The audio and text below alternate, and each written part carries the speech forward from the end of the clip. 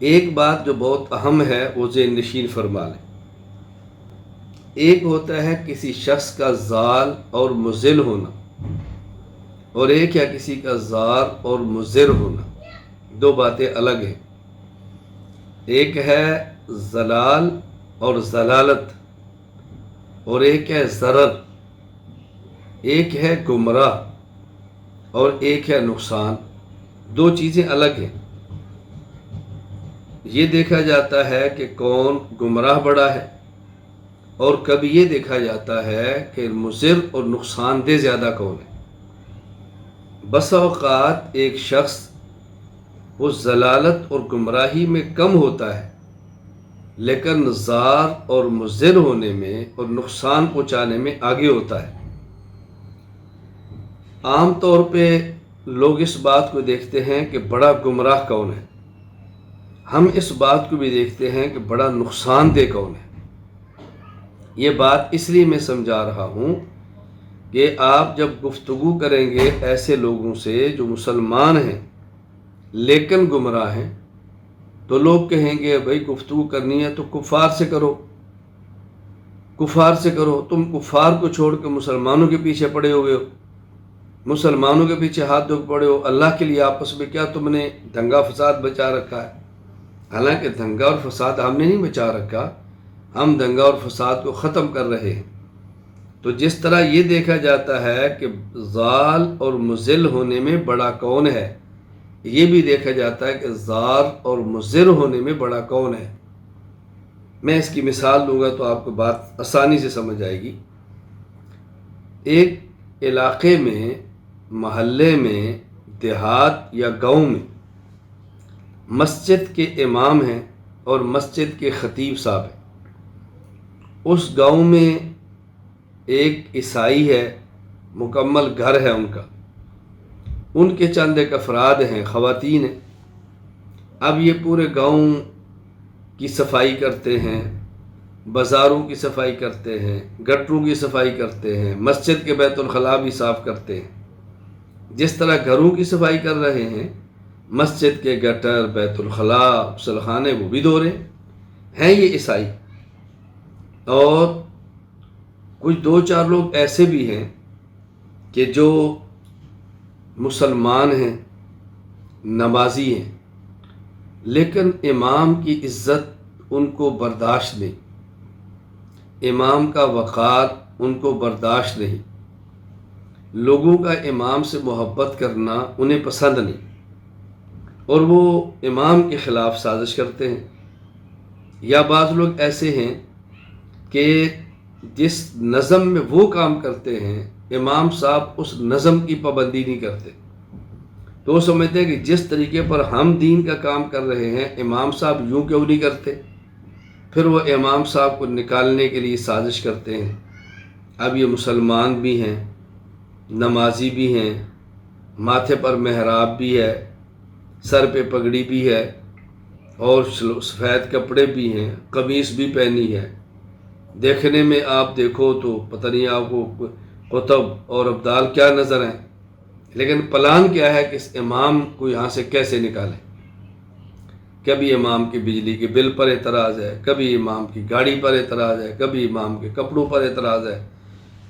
خیر، اب یہ دیکھیں، ایک طرف وہ عیسائی ہے جو ہے تو ضال یعنی غیر مسلم ہے، کفر سے بڑی گمراہی کیا ہو سکتی ہے، لیکن مسجد کی صفائی بھی کرتا ہے، مسجد کے بیت الخلاء، مسجد کے غسل خانے، مسجد کے گٹر، امام صاحب کا گھر صفائی بھی کرتا ہے، امام صاحب کی عزت بھی کرتا ہے۔ ایک طرف یہ مسلمان ہیں، نمازی بھی ہیں، اور 24 گھنٹے پلان کے امام کو نقصان کیسے دینا ہے، امام کو بدنام کیسے کرنا ہے، امام کو نکالنا کیسے۔ اب ضال اور گمراہ ہونے میں تو عیسائی بہت آگے ہے، لیکن امام اور مسجد جو محلے کی ہے اس کے بگاڑ میں یہ نیک لوگ بہت آگے ہیں۔ یہ ضال یا مضل تو نہیں، لیکن زار اور مضر ضرور ہے۔ اب ذرا بات توجہ سے آپ سمجھنا، امام صاحب مسجد سے باہر نکلے ہیں، گھر جا رہے ہیں، چہرے پر پریشانی ہے، راستے میں ایک شخص ان کو ملتا ہے جو نماز بھی نہیں پڑھتا، روزہ بھی نہیں رکھتا، چہرے پہ داڑھی بھی نہیں ہے، علاقے کا بدماش ٹائپ کا آدمی ہے۔ السلام علیکم ورحمۃ اللہ وبرکاتہ۔ وعلیکم السلام ورحمۃ اللہ وبرکاتہ۔ امام صاحب کیا حال ہے؟ ٹھیک ہے؟ ہاں اللہ کا شکر ہے۔ کچھ آپ پریشان نظر آ رہے، کوئی مسئلہ ہے؟ نہیں کوئی ایسی خاص بات نہیں ہے۔ پھر بھی کوئی بات ہے تو بتائیں۔ نہیں کوئی ایسا مسئلہ نہیں ہے، ہوا تو بتائیں گے۔ نہیں مجھے دیکھیں کچھ بھنک پڑی ہے، کچھ ہمیں شک پڑا ہے۔ امام صاحب بات سنیں، میں کچھ باتیں سن رہا ہوں، ہم تک وہ اطلاع پہنچ رہی ہیں لیکن آپ نہیں بتا رہے۔ دیکھیں میں بے نمازی ضرور ہوں، گناہ گار ضرور ہوں، لیکن علماء اور مسجد سے محبت کرتا ہوں۔ میں جب تک زندہ ہوں انشاءاللہ کوئی آپ کا بال بھی بیگا نہیں کر سکتا۔ آپ دھڑلے کے ساتھ جو مسئلہ جی چاہے بیان کریں، آپ کھل کے دین کی خدمت کریں، آپ کھل کے بیان کریں، میں دیکھتا ہوں کہ ہوتا کون ہے آپ کو نکالنے والا۔ آپ ہمت سے کام لیں۔ اب آپ دیکھیں یہ شخص بظاہر فاسق ہے، صالح بھی نہیں ہے، لیکن کس طرح امام صاحب کے ساتھ کھڑا ہوئے۔ اب آپ اپنے ایمان سے بتائیں کہ امام صاحب جو محنت کریں گے اس عیسائی کی فکر کریں گے، اس سے پریشان ہیں، یا ان نمازی کی فکر کریں کہ ان کو میں ٹھیک کروں، مسجد کا ماحول یہ خراب کر رہے ہیں۔ اب مسجد کے ماحول کے اعتبار سے نقصان دہ وہ عیسائی نہیں، غیر مسلم نہیں، بلکہ یہ اپنے ہیں۔ تو اب امام صاحب اگر کبھی گفتگو اپنوں کے خلاف کر دیں تو لوگ کہیں گے جی آپ کفر کے خلاف تو بولتے نہیں ہیں، آپ کو ان کی فکر پڑی ہے، یہ جیسے بھی ہیں نمازی تو ہیں، جیسے بھی اپنے بھی ہیں۔ امام صاحب نے جہاں یہ دیکھنا ہے کہ ضلالت میں کون بڑا ہوا ہے، یہ بھی دیکھنا ہے کہ نقصان پہنچانے میں کون بڑا ہوا ہے۔ اب آپ ذرا توجہ فرمائیں، ایک یہ شخص جو فاسق ہے اور امام کے ساتھ کھڑا ہے، اور ایک یہ جو صالح ہیں اور امام کی مخالفت میں کھڑے ہیں، تو امام کو پیار کیسے ہوگا، امام کو محبت کیسی ہوگی؟ ذرا غور فرمائیں۔ تو اس پہلو کو ضرور دیکھیں۔ اسی طرح بسا اوقات لوگ ضال اور مضل ہونے میں چھوٹے ہوتے ہیں لیکن ضال اور مضر ہونے میں بڑے ہوتے ہیں، ہوتے پھر کے مسلمان ہیں لیکن نقصان وہ دیتے ہیں، نمازی خراب وہ کرتے ہیں، خسر پسر وہ کرتے ہیں، شبہات وہ ڈالتے ہیں۔ آپ مسجد میں نہیں آئے، نمازی نہیں بنے، نماز نہیں پڑھتے، لیکن اللہ کا کرنا ہو کسی عالم کا بیان سنا، نمازی بن گئے، کسی شیخ سے بیعت ہوئے، نمازی بن گئے، کہیں تبلیغ میں وقت لگا، نمازی بن گئے۔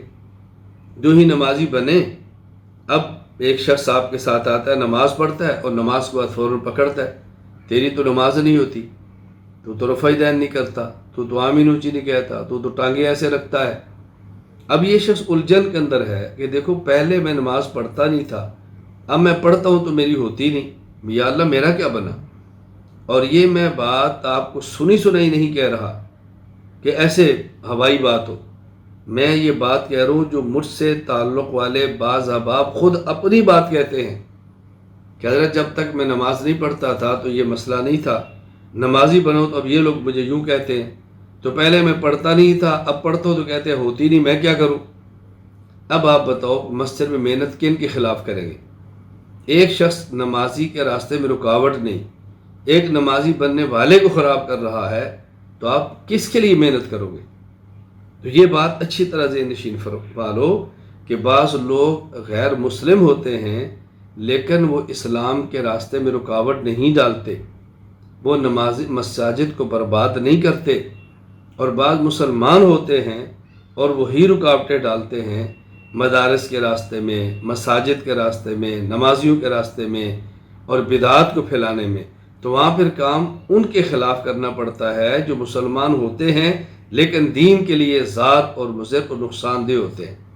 تو دو باتیں الگ ہیں، ایک شخص کا ضال اور مضل ہونا اور ایک ذات اور مضر ہونا۔ صرف ذال اور مضل کو نہیں دیکھا جاتا بلکہ ذات اور مضر کو بھی دیکھا جاتا ہے۔